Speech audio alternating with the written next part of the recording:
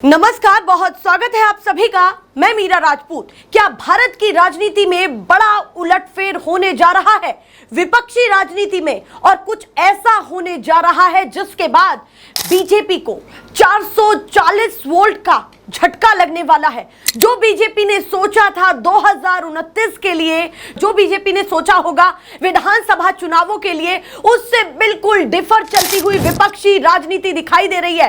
विपक्ष की राजनीति से बड़ी अपडेट निकल करके सामने आ रही है कि ममता बनर्जी कांग्रेस के राष्ट्रीय उपाध्यक्ष के पद पर आ सकती हैं। वो अपनी पार्टी का विलय कर सकती है कांग्रेस में। यानी कि क्या ममता बनर्जी घर वापसी कर रही है? घर वापसी मैं क्यों बोल रही हूं? जिस टीएमसी को दम मिला कांग्रेस से, जो टीएमसी कांग्रेस से निकली, वही टीएमसी क्या अब विलय करने जा रही है? ऐसी हेडलाइंस, अपडेट्स, पंचलाइंस लगातार social media, print media, TV channels की हेडलाइंस पर बनी हुई है ब्रेकिंग के तौर पर। क्यों ऐसा क्या हुआ है? क्योंकि कल ममता बनर्जी सोनिया गांधी के आवास पर जाती हैं 5 साल बाद। आप सोचिए, अपने आप में बहुत महत्वपूर्ण हो जाता है कि जब ममता बनर्जी जो थोड़ी दूरी बनाती दिखती थी कांग्रेस से, कांग्रेस की राह पर कुछ खास चलती दिखाई नहीं देती थी, कांग्रेस को कन्फ्रंट करती थी, कांग्रेस से कहती थी कि इतनी सीटें नहीं जीत पाएंगे, अब उन्हीं के दरवाजे पर दस्तक देकर के ममता बनर्जी उनसे ही जो है मदद का हाथ बढ़ा रही है। क्योंकि ये खबर जो सूत्रों के हवालों से अब तक चल रही थी, और अब तो सीधे जो है हेडलाइंस दी जा रही है हर प्लेटफॉर्म पर कि ये जो खबर है, ऐसा हो सकता है कि अभी कुछ ही समय बाद राष्ट्रीय उपाध्यक्ष के तौर पर हमको ममता बनर्जी दिखे। ये कयास लगाए जा रहे हैं और ये राजनीतिक चर्चाएं तेज हो गई हैं हर तरफ, क्योंकि ममता बनर्जी का कांग्रेस के साथ जाना अपने आप में सबसे बड़ी खबर है। क्योंकि ममता बनर्जी किस तरह की स्ट्रीट फाइटर हैं, किस तरह के तेवर हैं, और क्या कुछ जो नतीजे बंगाल के निकल करके सामने आए उसके बाद से वो किस तरह से एग्रेसिव होती हुई बीजेपी पर दिखाई दे रही थी कि मैं खेल करूंगी, मेरे साथ खेल हुआ है और मैं समय आने पर बड़ा खेल करूंगी। क्या यही वो खेल है जो चर्चाएं तेज हो गई है चारों तरफ? क्योंकि केवल ममता बनर्जी सोनिया गांधी से मिलने कल रात नहीं गई है। 5 साल बाद आप सोचिए, सोनिया गांधी के आवास पर, उसके बाद अभिषेक बनर्जी जो ममता बनर्जी के भतीजे हैं, वो राहुल गांधी से मिलने आज गए हैं। ये इत्तेफाक तो नहीं हो सकता जब पूरी पार्टी टीएमसी अलग थलग सी हो गई है और ममता बनर्जी जो है, जो उनकी कमान है, पकड़ है, वो इस समय उन नेताओं पर ढीली हो गई है। क्योंकि उन्होंने अपने आप को जो है ओरिजिनल टीएमसी कह दिया है, असली टीएमसी कह दिया है। जो बागी नेता है, जो बागी विधायक है, जो सांसद हैं, जो राज्यसभा सांसद, क्योंकि जब मैं आपको ये खबर बता रही हूं तब भी एक राज्यसभा सांसद ने इस्तीफा दे दिया है और उनके बीजेपी में जाने की अटकलें तेज हो गई है। आप सोचिए कि ये दूसरी राज्यसभा सांसद हैं। इससे पहले सुखेंदु रॉय ने इस्तीफा दिया था, उसके बाद अब सुष्मिता देव, और उसके साथ साथ 20 सांसदों की किस तरह से अटकलें लगातार तेज थी वो भी आपने देखा। और 58 विधायक जो पार्टी को एकदम से छोड़ करके स्पीकर के पास चले गए और जाकर के अपना नेता प्रतिपक्ष ऋतुव्रत बैनर्जी को बना दिया और जाकर के वहां पर अपना जो है अलग गुट दिखाया विधानसभा में।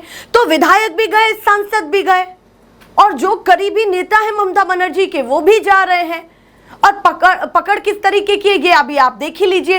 तो ममता बनर्जी जिस तरह से इस समय अकेली पड़ गई हैं, तो क्या उन्होंने ये रास्ता निकाल लिया है? क्या वो इस पर जो है विचार विमर्श कर रही हैं कि मुझे जाना चाहिए या नहीं?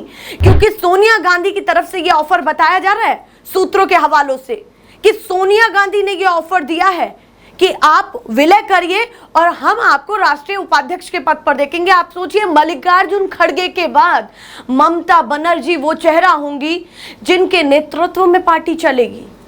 तो ममता बनर्जी बिल्कुल सोचेंगी कि भाई जब मेरा नेतृत्व पार्टी पर रहेगा तो मैं क्यों नहीं पार्टी में जाऊं, और उस पार्टी में जाने में मुझे क्या कुरेज है जिस पार्टी से मैं निकली हूं। अब उनकी क्या इस पर अपडेट निकल करके सामने आएगी? क्या वो सिचुएशनली अभी सोचने वाली है ममता बनर्जी? पर अपने आप में ये भारत की जनता के लिए बहुत बड़ी खबर है। बीजेपी में भी इस खबर के बाद हलचल तेज हो गई है। जिस तरह की हेडलाइंस चल रही है, मैं कुछ हेडलाइंस आपको स्क्रीन पर दिखाना चाहती हूं। देखिए जरा कि कांग्रेस में करें टीएमसी का विलय, देंगे राष्ट्रीय उपाध्यक्ष का पद, सोनिया गांधी का ममता बनर्जी को बड़ा ऑफर। एबीपी न्यूज के द्वारा यह बड़ी खबर यहां पर जो है चलाई जा रही है। उसके बाद एबीपी ने एक और पोस्टर जारी किया कि ब्रेकिंग न्यूज, सोनिया गांधी ने ममता बनर्जी को राष्ट्रीय उपाध्यक्ष का प्रस्ताव दिया। सूत्र का हवाला यहां पर दिया। एनबीटी भी चला रहा है। एनबीटी क्या कह रहा है कि टीएमसी का होने वाला है कांग्रेस में विलय। सोनिया से ममता की मुलाकात के बाद राहुल गांधी से मिले अभिषेक बनर्जी। इसके बाद एक और खबर जो मैंने सुष्मिता देव की आपको सुनाई कि टीएमसी राज्यसभा सांसद सुष्मिता देव ने दिया इस्तीफा। असम सीएम हिमंता से मिली, जो करीबी उनके नेता हैं। जब आप सोचिए कि अगर मेरे पास कोई ऐसा है जो मेरी पार्टी में स्टार्टिंग से जुड़ा हुआ है, मेरी कोई पार्टी है और मेरी पार्टी में वो स्टार्टिंग से चेहरा जुड़ा हुआ है, अगर वो जाएगा तो क्या मानसिक स्थिति होगी, क्या मनोदशा होगी। पर आप सोचिए कि जब विधायक भी जा रहे हैं, सांसद भी जा रहे हैं, करीबी नेता भी जा रहे हैं, तो पार्टी में आखिर रह क्या गया। और ममता बनर्जी की सत्ता भी हाथ से चली गई। तो ये अपने आप में बहुत महत्वपूर्ण हो जाता है कि जिस तरह की खबरें तेज हो रही हैं। अच्छा, यहाँ पर ये चीज बहुत महत्वपूर्ण है कि बीजेपी जो है अभी तक ये सोच रही होगी कि भाई हमारा बहुत फायदा है, अगर टीएमसी के नेता अलग हो रहे हैं, पार्टी टूट रही है, तो एक तो हम बंगाल में मजबूत हो रहे हैं, दूसरा उन नेताओं के आने की भी अटकलें तेज थी कि भाई वो बीजेपी में जाएंगे, एनडीए गुट में शामिल होंगे, गठबंधन का हिस्सा बनेंगे। ये खबरें चल रही थी। पर जब ये खबर निकल करके सामने आ जाती है कि राहुल ममता एक साथ दिखेंगे, एक ही झंडे के नीचे, सोनिया ममता एक साथ दिखेंगी एक ही झंडे के नीचे, और इंडिया गठबंधन की बैठक से एक बहुत महत्वपूर्ण तस्वीर निकल करके सामने आई थी सोनिया गांधी और ममता बनर्जी की, कि किस तरह से जब इंडिया गठबंधन की मीटिंग शुरू होने वाली थी, उससे पहले ममता बनर्जी, सोनिया गांधी एक दूसरे से किस तरह से गले मिल रही हैं। ऐसे लग रहा है कि सदियों की जो कहीं ना सालों पुरानी जो है उनके मन में खटास जो थी, वो चेहरे पर अब कतई नहीं दिखाई दे रही थी। इस तरह का माहौल था, क्योंकि ममता बनर्जी को केजरीवाल के साथ इस तरह की तस्वीरों के साथ देखा जाता है कि उनके बहुत अच्छे संबंध है केजरीवाल के साथ। पर अब जिस तरह से कांग्रेस के साथ ये तस्वीरें दिखाई दे रही हैं, चेहरे ऐसे तो नहीं बदलेंगे। चेहरे पर चिंता भी दिख जाती है, उसके साथ चेहरे पर वो खुशी, वो आशाएं भी दिख जाती हैं कि आप सामने वाले से क्या एक्सपेक्ट कर रहे हैं। कांग्रेस वो पार्टी है इस देश की जो सबसे पुरानी पार्टी है, और ममता बनर्जी को यह भी पता है कि अगर कुछ भी होगा तो कांग्रेस को, किसी भी पार्टी को छेड़ना बहुत आसान है, पर कांग्रेस को छेड़ना बहुत मुश्किल है। ये क्षेत्रीय पार्टियां हों या फिर जो राज्य स्तर की हैं, उन पार्टियों को छेड़ना बहुत आसान है। पर उसके साथ साथ कांग्रेस जिस तरह से अपना उनका पूरा ग्राउंड पर बड़ा वो है सर्कल, तो अपने आप में बहुत महत्वपूर्ण हो जाता है कि कांग्रेस के लिए ममता बनर्जी का दामन कहीं ना कहीं फायदेमंद भी हो सकता है। इसके साथ साथ और क्या अटकलें लग रही हैं वो भी मैं आपको दिखा देती हूँ कि क्या क्या चीजें निकल करके सामने आई हैं। इसमें एक नया पहलू ये भी जुड़ जाता है कि संजय राउत जिस तरीके से लगातार कह रहे थे कि जो पार्टियां कांग्रेस से निकली हैं वो उसमें विलय कर ले, उन्होंने टीएमसी का भी नाम लिया, उन्होंने साफ तौर पर शिवसेना का भी नाम लिया कि शिवसेना हो या फिर टीएमसी हो, जो कांग्रेस से निकली है उसमें विलय करें, वरना जिस तरह से जो है पार्टी टूट रही है, गुट बट रहे हैं, उससे बीजेपी का फायदा हो रहा है।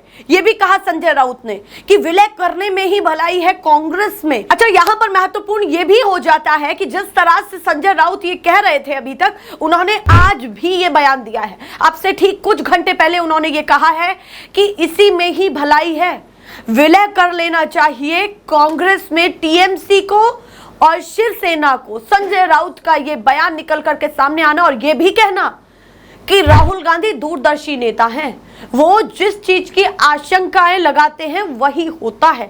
उन्होंने टीएमसी का उदाहरण देते हुए, बंगाल चुनाव का उदाहरण देते हुए ये कहा कि बंगाल में जिस तरीके के नतीजे आए वो नहीं आते अगर राहुल गांधी के नेतृत्व में ये होता।